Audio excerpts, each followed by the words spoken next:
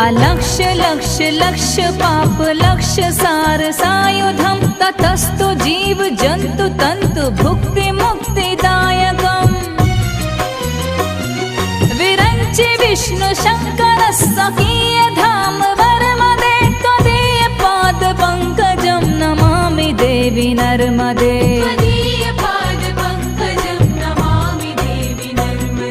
Namami Devi